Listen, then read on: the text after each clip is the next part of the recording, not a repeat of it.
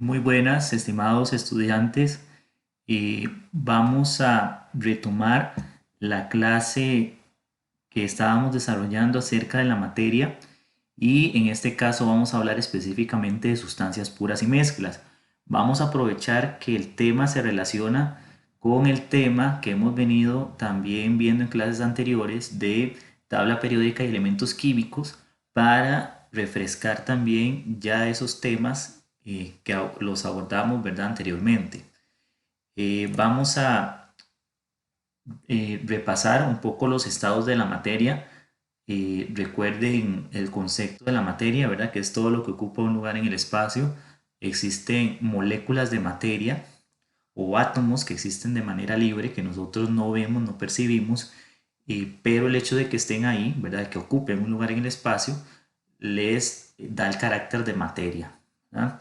Cuando las moléculas de un estado o de una sustancia se mantienen unidas, ¿verdad?, forman estructuras rígidas eh, que podemos precisamente ver a simple vista. Los estados principales de la materia, recuerden, el estado líquido, sólido y gaseoso. Las características particulares de cada uno de los estados van a ser importantes. En estas diapositivas les estoy agregando, ¿verdad?, esos detalles. Por ejemplo, en esta se refiere al estado líquido. Las moléculas de un líquido están muy cerca unas de otras sin que se mantengan en una posición rígida, por lo que pueden moverse libremente, y el estado líquido va a ser un estado que va a ocupar el volumen o la forma de su volumen. Va a depender del contenedor donde se albergue ese líquido, ¿verdad? En el caso del estado sólido, sus moléculas se acomodan apiladas de tal forma, ¿verdad?, que la estructura que se genera es una estructura rígida. Eso es muy importante. Recuerden que con respecto al estado líquido, el estado sólido posee menos vibración en sus moléculas, ¿verdad? Y todos los materiales que sean rígidos, que sean duros, que tengan una gran dureza, van a corresponder con el estado sólido. En el caso del estado gaseoso, ¿verdad?, teníamos la principal característica que las moléculas están muy dispersas, que el estado gaseoso ocupa la totalidad del volumen del contenedor en el que se alberga el gas y tiene la capacidad de expandirse o de comprimirse, que eso es muy importante. Los cambios del estado de la materia, ¿verdad?, cuando hay una transición del estado de un estado como por ejemplo el sólido al líquido, o sea, cuando una sustancia en su estado sólido se convierte a líquido, ¿verdad?, eso tenía un nombre. En esta imagen, ¿verdad?, retomamos un poquito esto de los estados, y les voy a pedir por favor que traten de repasar. Por ejemplo, un cambio del estado sólido a líquido le llamamos fusión, o sea, un cubito de hielo cuando se derrite, a ese proceso le llamamos fusión. Cuando más bien sucede lo contrario, que una sustancia está en estado líquido y la pasamos a estado sólido, sucede una solidificación. Si en el caso particular, ¿verdad?, de yo tener un gas y convertirlo a un estado líquido, ¿verdad?, pasar del estado gas al líquido, a eso le llamamos una condensación, y al proceso inverso, o sea, pasar de líquido a gas, le llamamos vaporización o ebullición, ¿verdad? Recuerden que hablábamos de los casos extremos donde se pase, ¿verdad?, de un estado sólido a un estado gaseoso, que eso se llama sublimación, ese paso abrupto del sólido a gas sin pasar por el líquido, ¿verdad? Y lo contrario, pasar de gas a sólido, ¿verdad?, le llamamos sublimación inversa. Vean que en algunos casos reciben dos nombres, ¿verdad?, pero cualquiera de los dos que utilicen no habría problema. Y aquí empieza lo nuevo de esta temática, ¿verdad?, que estamos desarrollando en esta clase asincrónica, la clasificación de la materia. La materia se va a clasificar en sustancias puras y mezclas. Vamos a ver algunas propiedades generales, ¿verdad?, o características generales de las sustancias puras que las diferencian de las mezclas. Lo primero que sería importante mencionar es que existen dos tipos de sustancias puras, los elementos y los compuestos, o las sustancias elementales y los compuestos químicos. En el caso de las mezclas existen de dos tipos, homogéneas y heterogéneas, y vamos a ver detalles de cada una de esos tipos de sustancias. Caso de la sustancia pura, ¿verdad? Que ya dijimos que las sustancias puras pueden ser elementos o compuestos, tienen esta característica, ¿verdad? Tienen una composición definida y constante, ¿verdad? Esa composición que poseen les da características distintivas a la materia. ¿Qué queremos decir con una composición definida constante? Que las sustancias puras las podemos determinar con un símbolo químico o con una fórmula química. Entonces, regla general, todas las sustancias que se representan con una simbología química, ya sea una fórmula química o un símbolo químico, ¿verdad? Les vamos a llamar sustancias puras. Entonces, todos los elementos de la tabla periódica, los 118 elementos químicos, van a corresponder a sustancias puras, ¿verdad? De tipo elementales. Por ejemplo, el oro. El oro, como este bloque que está representado acá, ¿verdad? Es un bloque de oro de varios kilogramos tal vez, y el bloque está formado únicamente por átomos de oro, que puedo representar el oro con esta fórmula o con este símbolo químico, ¿verdad? Entonces corresponde a una sustancia pura de tipo elemental. En el caso del agua, ¿verdad? El agua también se puede representar en este caso con una fórmula química, ¿verdad? Y ojo, un detalle acá, ¿verdad? En las fórmulas químicas están implicados siempre dos o más elementos químicos. Fíjense aquí la fórmula del agua, H2O. Vean que el agua es una combinación de hidrógeno y oxígeno en diferentes proporciones. ¿Qué quiero decir con diferentes proporciones? Que yo leo esta fórmula química y la leo de la siguiente manera, que el agua es H2, o sea, 2 átomos de hidrógeno, ¿verdad? Por un átomo de oxígeno. Entonces tiene una composición definida, ¿verdad? Y es constante, o sea, todas las sustancias o todo lo que llamamos agua va a tener siempre esta fórmula química, ¿verdad? No puede variar, y esta fórmula química representa solo exclusivamente a la sustancia que llamamos agua. Tenemos otro tipo de sustancias, ¿verdad? Como por ejemplo el azúcar. El azúcar es un compuesto químico y es clasificado como una sustancia pura. ¿Por qué? Por lo mismo que les vengo diciendo, lo puedo representar con una fórmula química, ¿verdad? Y esta es la fórmula química del azúcar. C12, o sea, 12 átomos de carbono, H o hidrógeno 22, o sea, 22 átomos de hidrógeno, y O11, o que es lo mismo a decir 11 átomos de oxígeno. Esto es azúcar, la típica azúcar de mesa que conocemos, ¿verdad? Está representada por esta fórmula química y por tanto lo clasificamos como una sustancia pura. Entonces, vea que hemos descrito dos características importantes de las sustancias puras. Número uno, tienen una composición definida constante, y número dos, podemos representar esas composiciones constantes, ¿verdad? Ya sea con un símbolo químico o con una fórmula química. Entonces, el primer tipo, ¿verdad? De elementos, que ya hemos visto elementos como sustancias puras, ¿verdad? Definimos que existen 118 elementos químicos. Todos se pueden organizar según las propiedades y según el número atómico en la tabla periódica. Existe un tipo de átomo, ¿verdad? Por cada elemento químico. Ya vimos que esos tipos de átomos, ¿verdad? La identidad del átomo radica en el número de protones que posee el núcleo de esos átomos, ¿verdad? Importantísimo, eso que le estoy recordando.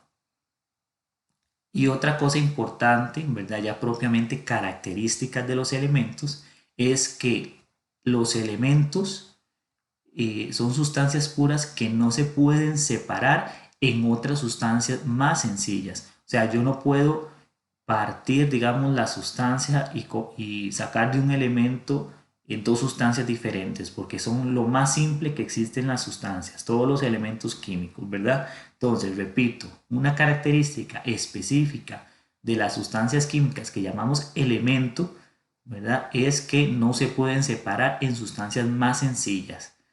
Ok, por ejemplo, tenemos el oxígeno. El oxígeno es un elemento químico que en la naturaleza el oxígeno puede aparecer de varias formas.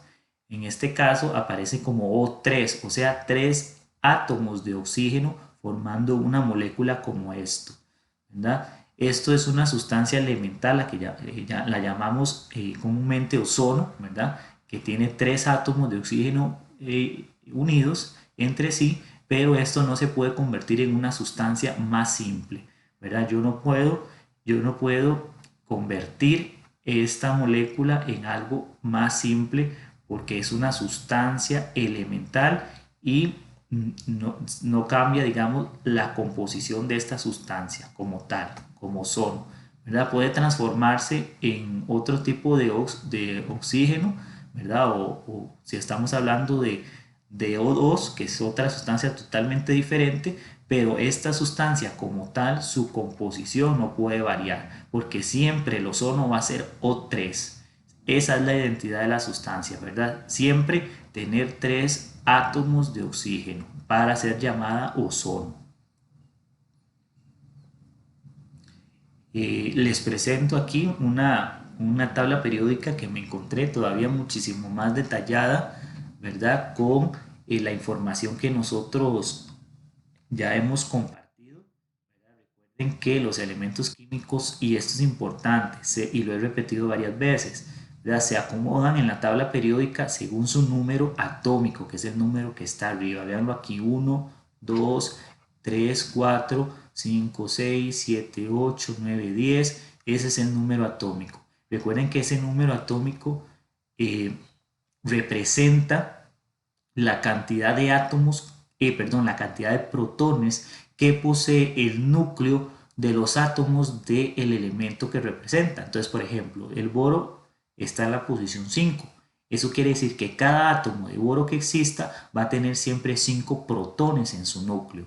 Y como habíamos dicho, ¿verdad? Que a como se ven los elementos químicos en la tabla periódica son neutros. Entonces, si tiene 5 protones en su núcleo con carga positiva, va a tener también 5 electrones con carga negativa esos átomos, ¿verdad? Eso es importante que lo recuerden. Ok, algunos otros detalles. Bueno, en esta tabla no están el número de masa, pero recuerden que el número de masa va generalmente en la parte de abajo. Esta tabla lo que hace es recopilar la serie de características, sobre todo la clasificación en grupos o familias, que son estas, ¿verdad? Aquí están las familias representadas, vamos a ver, en colores, ¿verdad? Vean que aquí dice los que están en este color son alcalinos, los que están en color amarillo son alcalinos térreos, los que están en este color son, vamos a ver si está por aquí, disculpen. Bueno, estos son los térreos. Aquí está, vamos a ver, bueno, no está representado los térreos. Puede ser que le llame de otra forma. Puede ser que le llame de otra forma. Estos son los térreos, estos son los del grupo del carbono, ¿verdad? Los nitrogenoides, estos son los calcógenos, estos son los halógenos y estos son los gases nobles. Entonces, para que lo tomen en cuenta, recuerden que con respecto al bloque, estos de aquí son de transición. Estas dos de abajo, estas digamos dos filas de abajo, son los lantánidos y actínidos, y estas dos columnas con estas 6 columnas forman los representativos. Con respecto a las sustancias puras que llamamos compuestos, ¿verdad? Tienen estas características distintivas.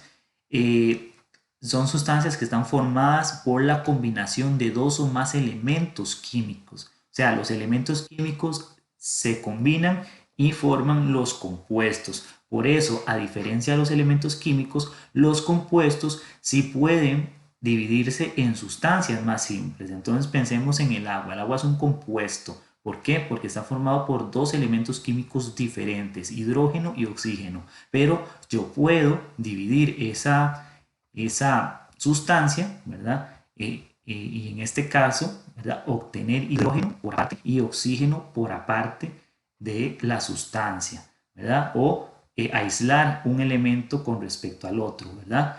Y gracias a eso podemos decir que los compuestos sí pueden dividirse en sustancias más simples. Ejemplos de compuestos, ¿verdad? El típico ejemplo del agua, que es un compuesto, y la sal de mesa, ¿verdad? Que llamamos cloruro de sodio, que está constituida por cloro y sodio, ¿verdad? Que son elementos químicos que pudiéramos también dividir.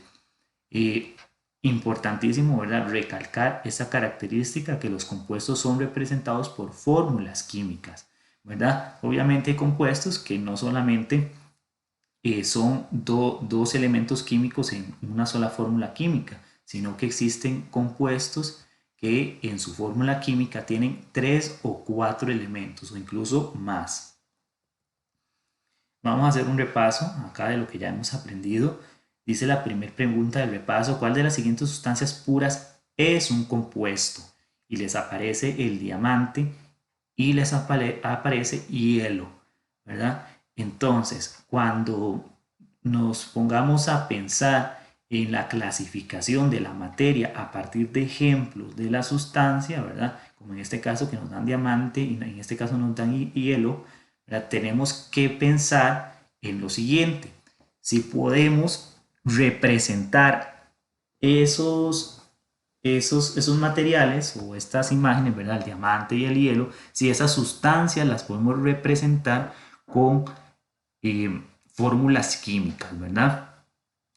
Entonces, tenemos que también pensar en la composición química de esas sustancias. Entonces, en el caso del diamante, el diamante es una sustancia, ¿verdad? Un material duro, rígido, el material más fuerte de la Tierra, que está constituido solo por átomos de carbono. Repito esa parte. El diamante está constituido solo por átomos de carbono, cuyo símbolo químico se representa con una C, ¿verdad? O sea, son muchas, son muchas los átomos de carbono que forman toda esa estructura rígida a la que llamamos diamante, ¿verdad? Entonces, si podemos representar esa estructura con átomos de carbono, entonces estamos hablando de una sustancia pura, ¿verdad? O sea, esto es una sustancia pura. En el caso del hielo, es agua congelada. Ya dijimos que la fórmula del agua era H2O. También puedo representar entonces con una fórmula química el hielo, porque es agua, ¿verdad? Y el estado de la materia no cambia la composición de la sustancia, sigue siendo químicamente agua, ¿verdad? Y por lo tanto también concluyo que es una sustancia pura, pero la pregunta está diciéndome que cuál es un compuesto, o sea, cuál está constituido por dos o más elementos químicos. Ya dijimos que el diamante solo en su composición química es exclusivamente carbono, ¿verdad? Pero ya vimos el caso del agua, que el agua está constituida, ¿verdad? Tanto por hidrógeno como oxígeno en su fórmula química. Por lo tanto, vamos a concluir que el agua, ¿verdad? En este caso el hielo como sustancia, es la opción correcta, ¿verdad? Es una sustancia pura de tipo compuesto. La segunda pregunta: indique el estado de agregación de cada material y mencione la fórmula química del hielo, que ya saben que es H2O. Investigue de dónde se extrae el diamante, ¿verdad? En este caso, ¿verdad? Vemos que el estado de la materia en que se encuentra tanto el diamante como el agua es estado sólido, ¿verdad? Y importante ese detalle del diamante, que se extrae del subsuelo, ¿verdad? De los grandes yacimientos de diamante que solo se pueden accesar desde las profundidades del suelo. Hablemos acerca de las mezclas. Las mezclas son un tipo de sustancias, ¿verdad? Que a diferencia de las sustancias puras, porque esta es la contraparte de las sustancias puras, lo que llamamos mezclas, ¿verdad? Entonces aquí estamos cambiando un poquito el disco. Las mezclas son una combinación de dos o más sustancias en las que éstas conservan sus propiedades distintas. Entonces, podemos identificar una sustancia o pensar en una mezcla, ¿verdad? Como una sustancia donde cohabitan varias sustancias en un solo recipiente, ¿verdad? Muchas veces esas mezclas, ¿verdad? Aunque químicamente no se combinan, ¿verdad? Se pueden, como en este caso, ¿verdad? Agua con tinte, se pueden difuminar y generar una mezcla, ¿verdad? Donde pudiéramos incluso pensar a simple vista que es una única sustancia, pero no, en realidad en este recipiente hay moléculas tanto de agua, si pensamos que ese líquido transparente es agua, habría moléculas de agua y también moléculas del colorante que se le está agregando, formando una mezcla. ¿Cuál es una de las características de las mezclas? Que no poseen composición constante. O sea, yo no puedo dar una fórmula química de esta sustancia porque en realidad no es solo una sustancia la que está en el envase, son dos, ¿verdad? Entonces tendría que pensar también en cómo representar, ¿verdad? Con una fórmula química el colorante. ¿Ves? Entonces, en una mezcla no hablamos de la presencia de una sustancia solamente, sino de un conjunto de sustancias que en realidad no se combinan químicamente, ¿verdad? Eso es importantísimo. Aquí estamos pensando más que todo en la estructura química de la sustancia, ¿verdad? Para poder identificar entre una mezcla y una sustancia pura. ¿Cuál es el típico ejemplo de mezclas? El aire, ¿verdad? Y las mezclas pueden ser homogéneas y heterogéneas. El caso específico del aire vamos a ver que es una mezcla homogénea y precisamente lo vamos a ver con esta grafiquita que tenemos aquí, ¿verdad? El aire es una combinación, más bien una mezcla, para usar el término correcto, ¿verdad? Una mezcla de varios tipos de gases, ¿verdad? Esos tipos de gases están aquí representados: nitrógeno, oxígeno, vapor de agua, dióxido de carbono, en esas proporciones. La mayor cantidad del aire de nuestra atmósfera es nitrógeno. Sin embargo, cuando nosotros respiramos, ¿verdad? O inhalamos, obtenemos el oxígeno, o nuestros pulmones captan solo el oxígeno, ¿verdad? El resto de los gases salen igual a como entran, ¿verdad? Y fíjense que lo que llamamos aire es precisamente una mezcla de todos esos gases, ¿verdad? Evidentemente, de manera perceptible o visual no podemos identificar si el aire es una sustancia pura o mezcla. Eso lo hacemos porque ya sabemos la composición de esa sustancia que llamamos aire, ¿verdad? Entonces, mucho de este tema es memorizar la composición química que tienen las sustancias para poder llegar a concluir si es una sustancia pura o es una mezcla. Y aquí tenemos el primer tipo de mezclas, las homogéneas, son aquellas que tienen una composición uniforme, o sea que cuando yo pongo en un contenedor, digamos, las sustancias que van a formar la mezcla, ¿verdad? En este caso agua y sal o azúcar, ¿verdad? Yo las combino, las mezclo, lo agito, y si es poquita azúcar, ¿verdad? Ustedes van a notar que el azúcar se disuelve en el agua y a veces no pudiéramos a simple vista identificar si eso es agua pura o es agua azucarada, ¿verdad? Si fuera el caso que usamos azúcar. Es muy difícil a simple vista, pero como ustedes conscientemente hicieron el proceso, ¿verdad? Agregaron el azúcar al agua, ustedes saben que ya eso dejó de ser agua pura, ¿verdad? Y se convirtió ¿en una mezcla de qué tipo? Homogénea. ¿Por qué homogénea? Porque en la mezcla, ¿verdad? No reconocemos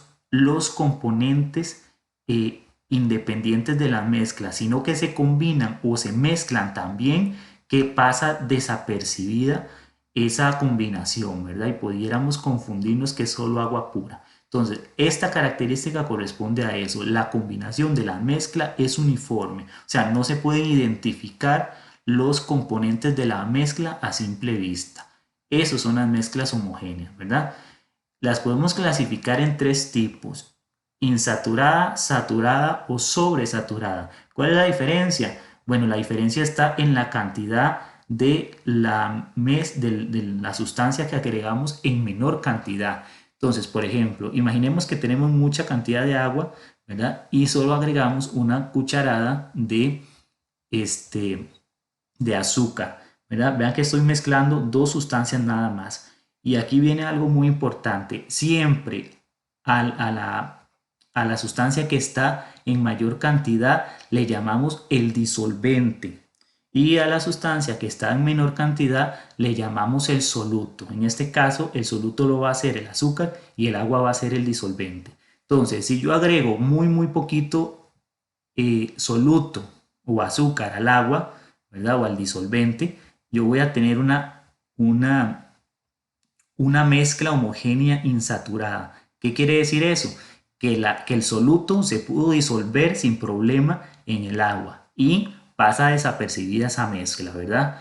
Pero si yo agrego suficiente azúcar, ¿verdad? Y agito bien y agito vigorosamente, voy a tener una mezcla homogénea de tipo saturada. ¿Por qué saturada? Porque agregué suficiente azúcar, el agua quedó bastante azucarada, ¿verdad? Pero llegué al límite, digamos, de disolución del disolvente, o sea, quedó cargadito. Si yo lo dejo reposar mucho tiempo, es capaz que ese disolvente va a permitir que se precipite algo de azúcar en el fondo del vaso, ¿verdad? Porque está saturado, o sea, sí tiene bastante azúcar.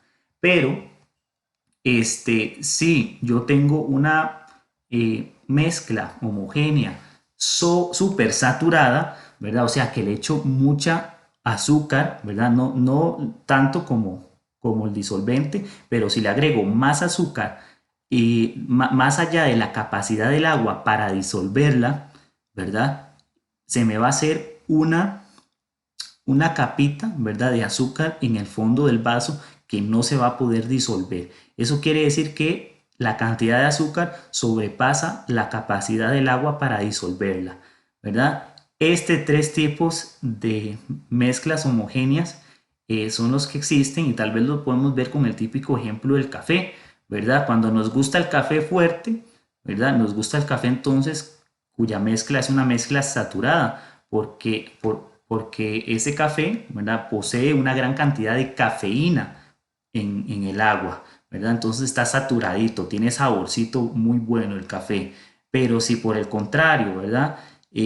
No le he hecho suficiente azúcar, ¿verdad? O cafeína, el café me queda ralo e insípido, ¿verdad? Porque no tiene una cantidad suficiente de cafeína en la cantidad total de agua que le eché, y a eso le llamamos, ¿verdad? Agua de chacha y café feo y incipiente, ¿verdad? Evidentemente, si agrego una sobrecantidad de café, ¿verdad? El agua no lo va a poder disolver o va a pasarse por el filtro y el café, ¿verdad? El café en polvo va a quedar incluso bajo el recipiente. A eso le llamamos supersaturada o sobresaturada. En referencia al otro tipo de mezclas, ¿verdad? Las mezclas heterogéneas, la composición de la mezcla no va a ser uniforme. ¿Qué quiere decir eso? Que en lo que nosotros vemos la sustancia, ¿verdad? Podemos identificar muy fácilmente que es una mezcla. ¿Por qué? Porque reconozco a simple vista los componentes de la mezcla. Entonces, fíjense aquí esta mezcla que tengo acá, agua con aceite, y se forman dos fases. Ven que el aceite queda sobre el agua y no se mezclan, ¿verdad? Entonces, puedo concluir que esto es una mezcla de tipo heterogénea porque reconozco los dos componentes de la mezcla, ¿verdad? O podemos hablar de las galletas, estas choco cookies, ¿verdad? Vean que fácilmente podemos identificar que no es solo una sustancia uniforme, sino que existe la matriz de la sustancia, que es la parte de la galleta, ¿verdad? la masa de la galleta, y podemos identificar también que tiene incrustaciones de chocolate, ¿verdad? Vea qué rica se ve. Entonces, esto es una mezcla de tipo heterogénea porque reconozco los componentes de la mezcla, y el típico caso del conflex, ¿verdad? Donde vemos varios componentes aquí de esta mezcla heterogénea y pudiéramos incluso describir cuáles son los componentes, ¿verdad? Entonces tenemos diferentes frutas como la fresa, la ciruela, la leche y propiamente el cereal, las hojuelas del cereal, ¿verdad? Esos son los componentes de esta mezcla heterogénea. Un segundo repaso dice de la siguiente forma: ¿cuál de las siguientes mezclas es homogénea? O sea, ¿cuál de estas mezclas del agua de mar o el agua destilada, cuál es la mezcla que tiene una composición uniforme? O sea, donde no identifico los componentes de la mezcla. Entonces, el agua destilada es agua estéril como agua de tubo, ¿verdad? Bueno, no, tal vez no químicamente como agua de tubo, pero digamos que como el agua que compramos nosotros en el supermercado, ¿verdad? Empacada. Y este lo comparo con el agua de mar. ¿Cuál es la mezcla homogénea? Entonces, traten de cuando van al mar o visitan alguna playa, meterse al agua y con sus manos levantar un poco del agua del fondo marino, o del fondo ¿verdad? De la orilla. No es que se van a meter hasta adentro para tomar la muestra de agua, pero en lo que ustedes levantan la mano con esa muestra de agua, van a darse cuenta que en el agua que levantaron del mar, van a aparecer diferentes componentes. Entre esos componentes puede haber arena, piedra, pueden haber diferentes estructuras como, no sé, pequeños microorganismos o organismos como crustáceos, etcétera de cosas. Y al reconocer a simple vista todos esos componentes, ¿verdad? Traten de hacerlo como experimento cuando vayan a visitar la playa después de que aprueben el examen de ciencias. Ustedes lo hacen y se van a dar cuenta que el agua de mar es una mezcla heterogénea, ¿verdad? Entonces no cumple con lo que me están preguntando aquí. Por lo tanto, automáticamente el agua destilada, que es el agua al cual no le reconozco sus componentes, eh, podemos decir que es la mezcla homogénea. Sin embargo, en este caso vamos a analizar esto del agua destilada, porque el agua destilada está constituida exclusivamente por agua, y entonces no cumpliría la función de ser una mezcla. Recuerden que una mezcla tiene que estar varios componentes en un solo contenedor, y aquí solo hay agua, entonces no es en sí una mezcla tampoco. Vamos a analizar esto con más detalle en la siguiente clase, porque aquí puede haber un error con respecto a esta imagen. Ok, dice la última pregunta: indique el estado de agregación de cada sustancia e investigue qué es agua destilada y para qué se usa, ¿verdad? En este caso, ambos sustancias están en estado líquido, ¿verdad? Y el agua destilada se utiliza mucho en reactivos en química o como para limpieza profunda, ¿verdad? El agua es sumamente pura, no tiene ningún tipo de disolvente, por lo tanto no podemos hablar de que sea una mezcla. Por eso hay un error en esta imagen. En este caso les presento diferentes sustancias, ¿verdad? En esta última actividad, y estas sustancias vamos a clasificarlas en sustancias puras y mezclas. Vamos a empezar con la número 1 hasta la 8. Entonces, hablamos de la composición química de la sustancia y la clasificamos si es una sustancia pura, ¿verdad? Decimos si es elemental o compuesto, y si es una mezcla, decimos si es una mezcla homogénea o heterogénea. Entonces, pensemos en el grafito y tal vez ahí van tomando anotaciones de cada una, ¿verdad? El grafito es como en la punta del lápiz, ¿verdad? Que es de grafito, esta estructura que está aquí. Al igual que el diamante, el grafito está constituido solo de carbono, por lo tanto lo puedo representar con un símbolo, ¿verdad? Carbono, toda esta estructura de carbono, y por lo tanto es una sustancia pura, ¿verdad? Y como es exclusivamente carbono, vamos a decir que es una sustancia elemental. En el caso 2, la sangre, ¿verdad? La sangre es un caso muy particular. Lo puse aquí como una de las grandes excepciones, aunque a simple vista la sangre no podemos identificar los componentes que posee en su interior. En la sangre están disueltos plaquetas, glóbulos blancos, glóbulos rojos y etcétera de cosas. A simple vista no se ven, pero basta con un microscopio muy simple para poder identificar todas esas estructuras de la sangre, ¿verdad? Y por lo tanto nosotros concluimos que la sangre es una mezcla, ¿verdad? No podemos representar la sangre con un símbolo químico ni con un elemento químico, ¿verdad? Por lo tanto es una mezcla, pero ¿de qué tipo de mezcla, ¿verdad? Vean que con solo un microscopio pudiera identificar esas estructuras, y por lo tanto puedo decir que la sangre es una mezcla heterogénea. Esta sustancia, ¿verdad? La número 3, ácido muriático.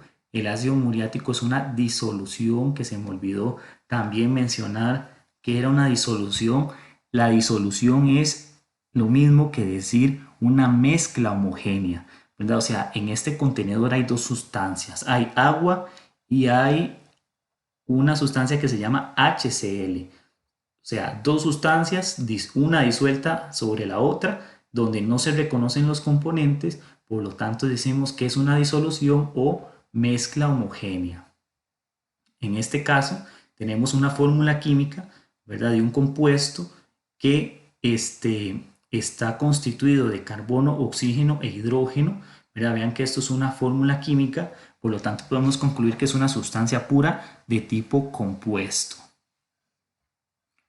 La 5, la soda cáustica, es bueno, hay diferentes tipos de soda cáustica, ¿verdad? Pero vamos a asumir que es una soda, es el tipo donde podemos representar esta sustancia.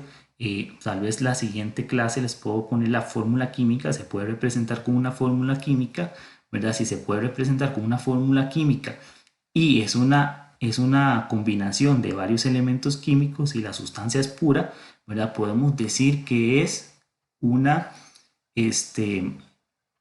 una sustancia pura, ¿verdad? De tipo también compuesto.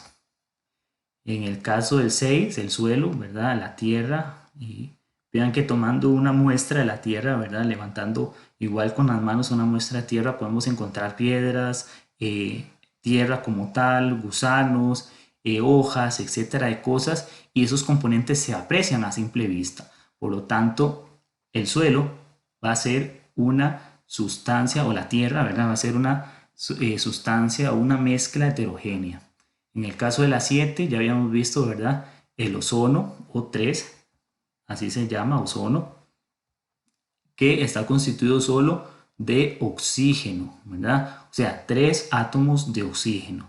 Es una sustancia pura de tipo elemental por tener solo un elemento químico. Y llegamos al vinagre, ¿verdad? Que es una sustancia que parece agua, ¿verdad? Pero en realidad no es solo agua, sino que tiene disuelto en su interior, tiene disuelto un compuesto que se llama ácido acético, ¿verdad? Entonces, esa disolución de soluto que llamamos ácido acético sobre agua forma el vinagre. Y vean que es, como tiene dos sustancias, ¿verdad? En su interior, el contenedor, es una mezcla, ¿verdad? Una mezcla, pero como las sustancias no se ven directamente, no hay una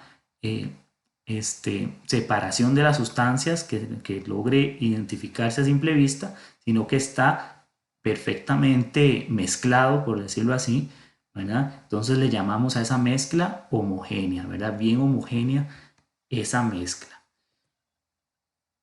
Y con eso terminamos con estas diapositivas. Cualquier duda o consulta, con mucho gusto los atenderé las siguientes clases.